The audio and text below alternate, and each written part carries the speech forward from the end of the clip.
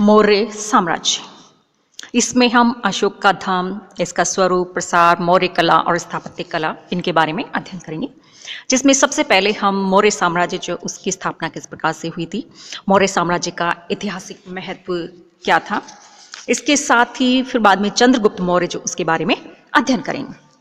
सबसे पहली बात आती कि ईसा पूर्व 4वीं शताब्दी में भारत की पश्चिमोत्तर सीमा पर यूनानी शासक सिकंदर महान का आक्रमण हुआ था, जिसके कारण पश्चिमोत्तर भारत की राजनीतिक स्थिति में काफी परिवर्तन हो गया था और पारस्परिक ईर्ष्या, द्वेष एवं कलह के कारण बहुसंख्यक स्वतंत्र एवं अर्ध स्वतंत्र राज्यों तथा स्वतंत्र गणराज्यों का अंत हो गया और उस क्षेत्र में यूनानी शासन व्यवस्था लागू हो गई। परंतु 323 ईसा पूर्व में सिकंदर की अचानक मृत्यु हो जाने से यूनानी व्यवस्था छिन्न भिन्न हो गई। इस अराजकतापूर्ण एवं विघटनकारी स्थिति का चंद्रगुप्त मौर्य ने लाभ उठाया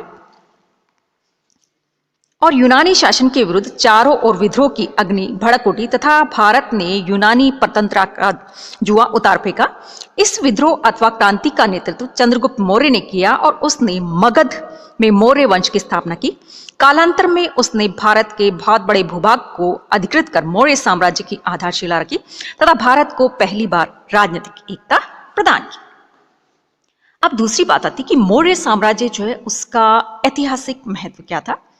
कि मौर्य साम्राज्य की स्थापना प्राचीन भारतीय इतिहास की एक महत्वपूर्ण घटना मानी जाती है। मौर्य वंश की स्थापना के पूर्व भारतीय इतिहास का कालक्रम जो था वो अत्यंत अस्पष्ट और विवादास्पद था, किंतु मौर्य वंश की स्थापना के समय से भारत का इतिहास पौराणिक गाथाओं के स्थान पर ऐतिहासिक व्रत का रूप धारण कर लेता है, क्योंकि यूनानी ग्रंथों से सिकंदर के भारत आक्रमण की तिथि ज्ञात हो जाती है। सिकंदर की मृत्यु के कुछ समय बाद ही चंद्रगुप्त मौर्य का अभ्युदय हुआ था। अतः हम इतिहास के व्रत जो है और घटनाओं को संभावित ऐतिहासिक तिथियों के पृष्ठ पर आधारित कर सकते हैं। यद्यपि चंद्रगुप्त मौर्य के राज्याभिषेक की बहुत सी हमें तिथियां मिलती है, परंतु वे सभी एक दूसरे के इतने नजदीक हैं कि एक सर्वसम्मत तिथि हम डिसाइड करने में हमें ज्यादा कठिनाई नहीं होती। और इस युग का दूसरा महत्व ये था कि मौर्य शासकों के विदेशों से संबंध हुए इस काल में और पहली बार मौर्यों ने विदेशी शासकों के साथ कूटनीतिक एवं राजनीतिक संबंध स्थापित किए और इसी के कारण हम अंतर्राष्ट्रीय घटनाओं के सहारे भी भारतीय इतिहास की घटनाओं का कालक्रम डिसाइड कर सकते हैं। इसके अलावा मौर्य साम्राज्य की स्थापना का महत्व भारतीय क्षेत्रों से विदेशी सत्ता को उखाड़ फेंकने तथा भारत को राजनीतिक एकता प्रदान करने में है। इस राजनीतिक एकीकरण के कारण ही हमारे देश का इतिहास सही अर्थों में राष्ट्रीय इतिहास हो पाया है।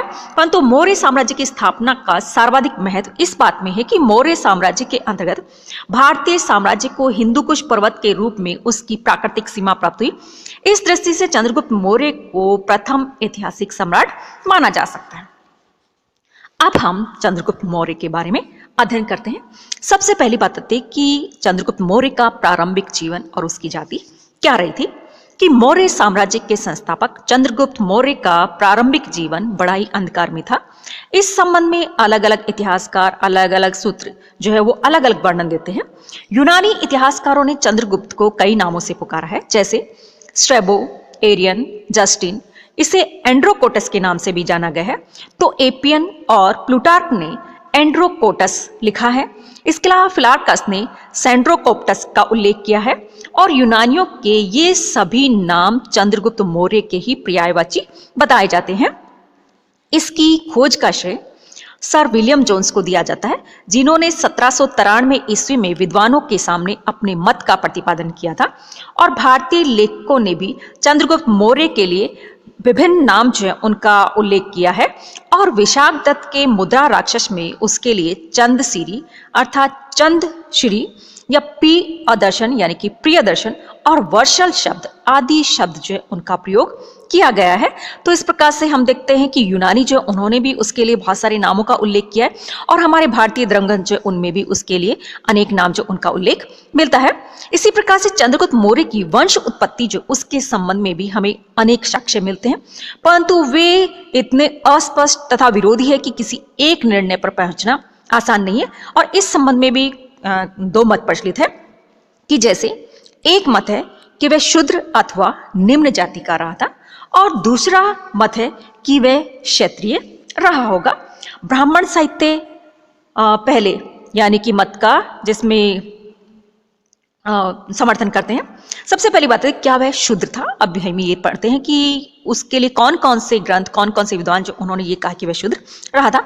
कि पुराणों में कहा जाता है कि न ही तो मौर्यों को कहीं शूद्र ही कहा गया है और न मौर्यों तथा नंदों में किसी प्रकार का रक्त संबंध बताया है। पुराण नंदों को अवश्य यानी कि पुराणों में किसके लिए, नंदों के लिए शूद्र शब्द इस्तेमाल किया गया है। और यह भी कहते हैं कि शिशुनाग वंश के विनाश के बाद आगे शूद्र राजा होंगे और इस कथन को शिशुनाग वंश के बाद आने वाले सभी वंशों पर लागू करना ठीक नहीं होगा क्योंकि कर्ण, शुंग और सातवाहन राजा ब्राह्मण वंश के थे।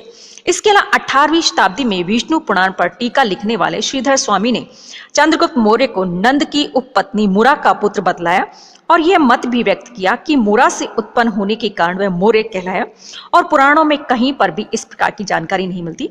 अतः स्पष्ट है कि टीकाकार ने मौर्य शब्द का अर्थ समझाने के लिए मुरा की कल्पना कर ली और यह ऐतिहासिक दोष बताया जाता है। परंतु प्रोफेसर चटर्जी के अनुसार इसमें व्याकरण संबंधी दोष है। स्त्रीलिंग मुरा से मौर्य न बनकर बल्कि मौर्य बनेगा। इसके बाद चंद्रगुप्त मौर्य को शूद्र बताने वाला तीसरा मुख्य ग्रंथ विशाखदत्त कृत मुद्रा राक्षस है और इस नाटक से पता चलता है कि चंद्रगुप्त मौर्य नंद राजा का एक अवैध पुत्र था, अर्थात किसी भिन्न जाति की पत्नी का पुत्र बताया जाता है। और मुद्रा राक्षस में चंद्रगुप्त के लिए वर्षल शब्द का प्रयोग किया गया है।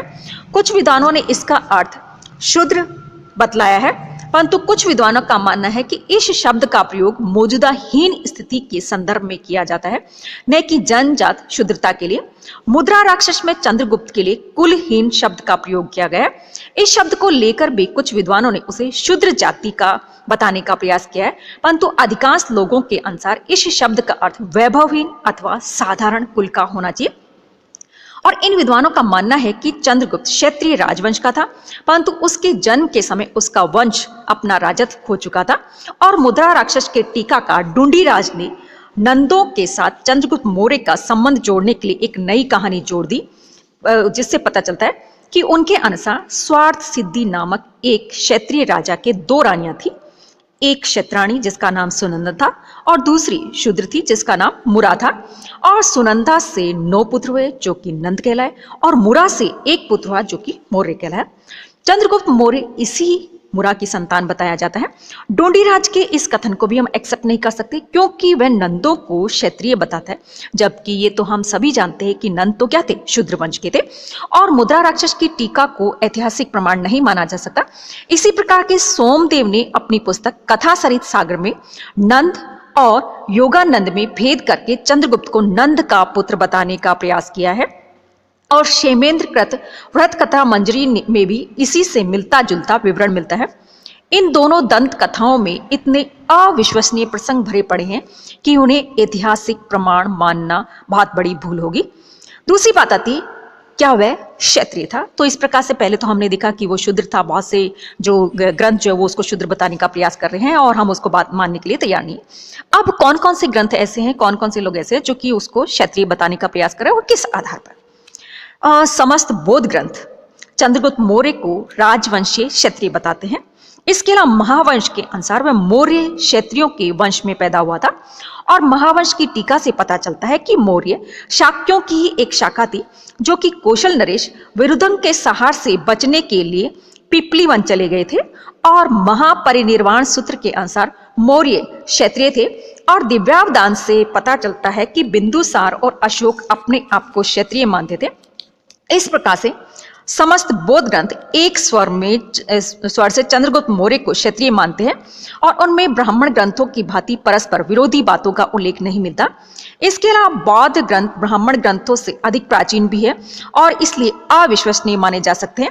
और जैन ग्रंथ भी चंद्रगुप्त को क्षत्रिय बताते हैं और परिशिष्ट पर्वन में उसे मयूर पोषकों के सरदार का पुत्र बताया गया है। और आवश्यक सूत्र की हरिभद्रो टीका की इस कथन की पुष्टि करती है। पुण्याश्रम कथा कोश में भी उसे क्षत्रिय बताया गया और इस प्रकार से जैन ग्रंथों में उसे कहीं शूद्र नहीं बताया गया। इसके अलावा यूनानी लेखकों में से केवल जस्टिन ने चंद्रगुप्त की वंश उत्पत्ति के संबंध में कुछ लिखा है। उसके अनुसार कहा जाता है कि वह निम्न अवस्था जो उसमें पैदा हुआ था, और उसका सीधा साधा अर्थ यही होना चाहिए कि चंद्रगुप्त के जन्म के समय उसके परिवार की स्थिति जो थी वो यानी कि संपन्न नहीं थी, और जस्टिन के इस कथन का चंद्रगुप्त की जाति से कोई संबंध नहीं था। वह तो केवल उसकी सामाजिक स्थिति जो उसको बताता है। अंत में हम कौटिल्य के अर्थशास्त्र की तरफ देखते हैं तो कौटिल्य ने लिखा है कि उच्च कुल में उत्पन्न राजा, चाहे वह दुर्बल ही क्यों ना हो, नीच कुल में पैदा हुए प्रबल राजा से भी श्रेष्ठ होता है। और कौटिल्य ने शूद्रवंशी नंदों का विनाश किया था और उसमें उच्च और नीच कुल में भेद करने की बुद्धि थी। तब वह भला चंद्रगुप्त मौर्य को मगध के सिंहासन पर कैसे बिठा सकता है? यदि वह शूद्र होता तो चाणक्य ने जिससे सम्राट बनाया वह चंद्रगुप्त मौर्य क्षत्रिय ही रहा होगा, इसीलिए चाणक्य ने उसे शासक बनाया था।